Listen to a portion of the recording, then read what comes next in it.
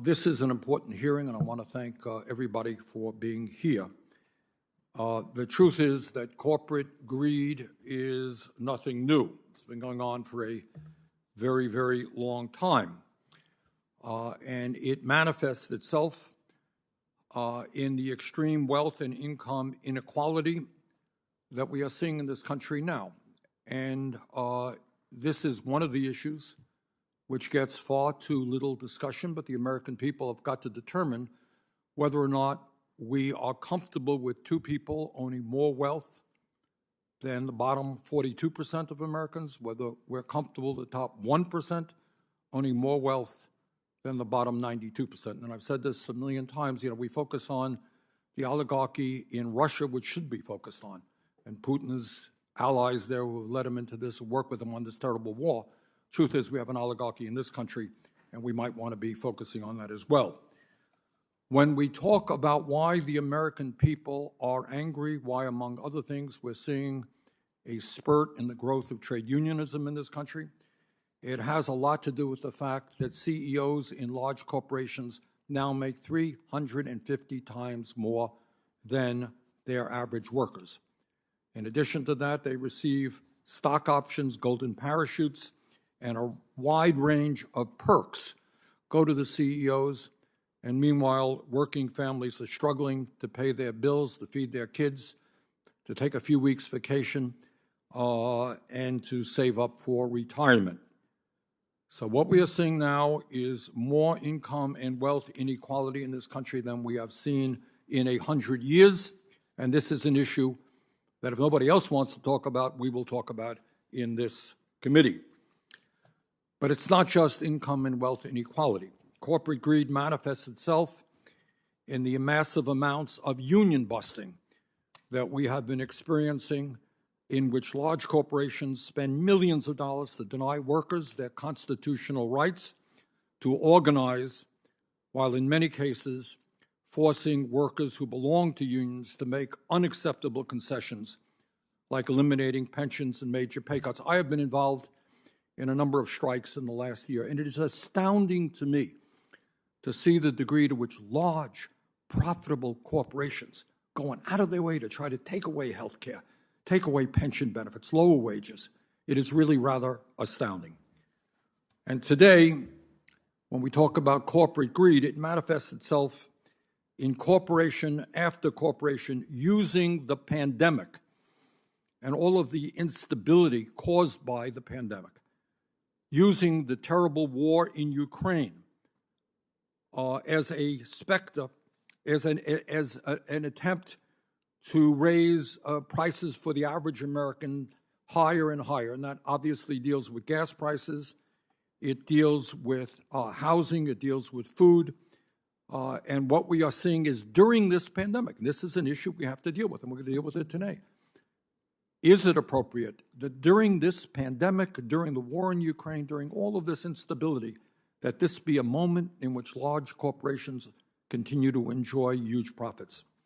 And I think the American people, based on the polling that I have seen, have had enough. They are outraged at the unprecedented level of corporate greed that is taking place all around them. And today, while the average worker is making $40 a week less in real wages than he or she made nearly 50 years ago, corporate profit margins are at a 70-year high, and CEOs have seen huge increases in their compensation package. So let me just give you a few examples, although I don't know that I have to, because the American people are seeing this every day right in front of them. Yesterday, at a time when gasoline in America is now at a near record high of $4.17 a gallon, guess what? We have seen yesterday ExxonMobil reported that its profit from pumping oil and gas alone in the first quarter will likely hit a record high of $9.3 billion. Meanwhile, big oil CEOs are on track to spend $88 billion this year, not to decrease supply constraints, not to address the climate crisis, but to buy back their own stock and hand out dividends to enrich their wealthy shareholders. That's for oil and gas. And let's talk about more examples of corporate greed. Amazon recently raised the price of its Prime membership by 16.8%, while increasing its profits by 56% last year to a record-breaking $33 billion. And by the way, they avoided over $5 billion in federal taxes. Meanwhile, the founder of Amazon, Mr. Bezos, became $83 billion richer during the pandemic and is now worth almost $200 billion, making him the second wealthiest person in America. Other examples of corporate greed. Let's talk about food. Tyson, a major meat producer, has increased the price of beef by 32%, the price of chicken by 20%, and the price of pork by 13%. Meanwhile, Tyson Foods has increased its profits by 140% last quarter to $1.1 billion and gave its CEO a 22% pay raise last year to $14 million, while its owner, John Tyson, doubled his wealth during the pandemic and is now worth $3 billion. Another example about corporate greed in terms of products desperately needed by the American people. Let's talk about prescription drugs. Last year, Pfizer, Johnson & Johnson, and AbbVie, three giant pharmaceutical companies, increased their profits by over 90% to $54 billion. Meanwhile, the CEOs of just 8 prescription drug companies made $350 million in total compensation in 2020.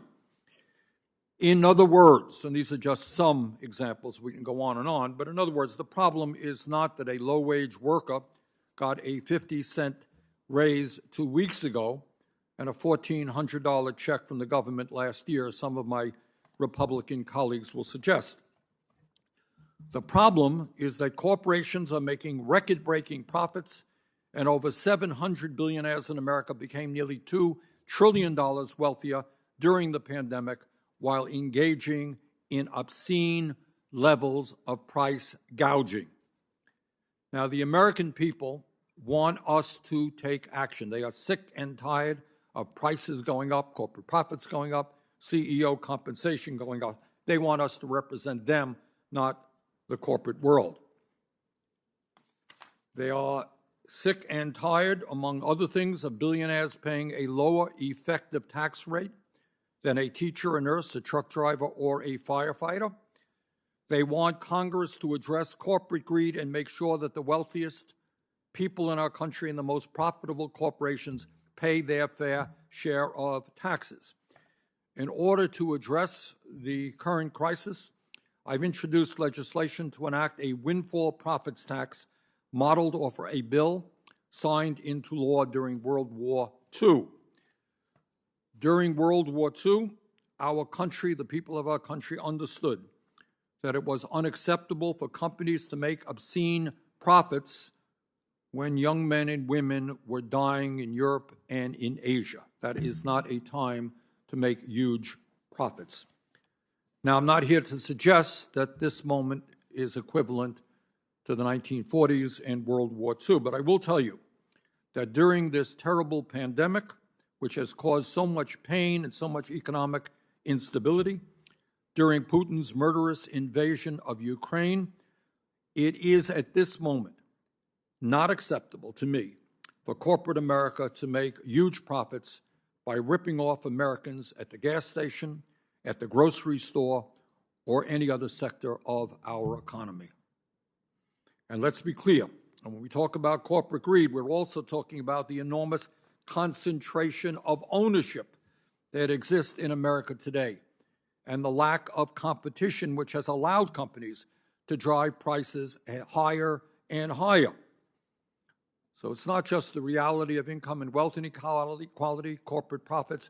It is an economy in which a handful of giant corporations control sector after sector after sector and can control the pricing that goes on. In terms of agriculture, just 4 firms in America control 85% of the corn seed market, 82% of the beef packing market, 76% of the soybean seed market, 66% of the pork processing market, and 54% of the poultry processing market.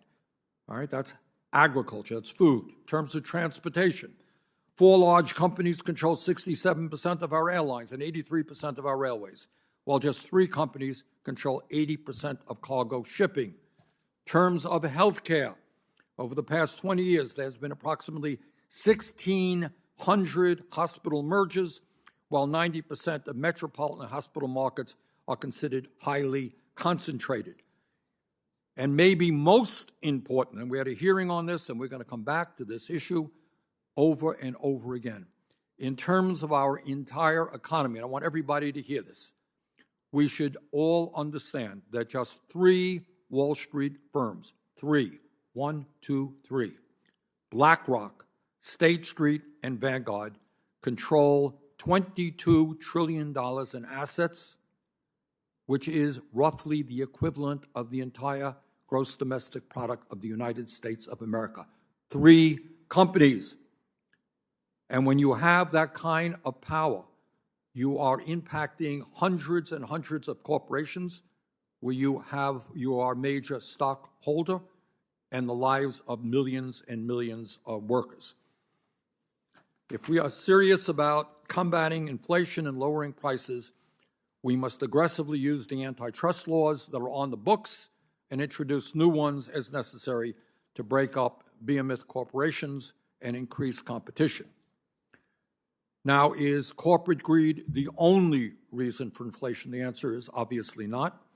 The severe supply chain crisis and the microchip shortage are also contributing to higher consumer prices. But let me remind my colleagues that over the last 30 years, as a result of our disastrous, unfettered free trade policies, corporate America has shut down many thousands of factories and shipped millions of good-paying American jobs to low-wage countries. Maybe, just maybe, if we did not make it so easy for corporations in America to move abroad, our supply chain crisis and microchip shortage would not be as serious as it is today. Bottom line, we need an economy that works for all Americans, not just a handful of people on top. Senator Graham is not here, so we go to the, okay, let us go to our panelists.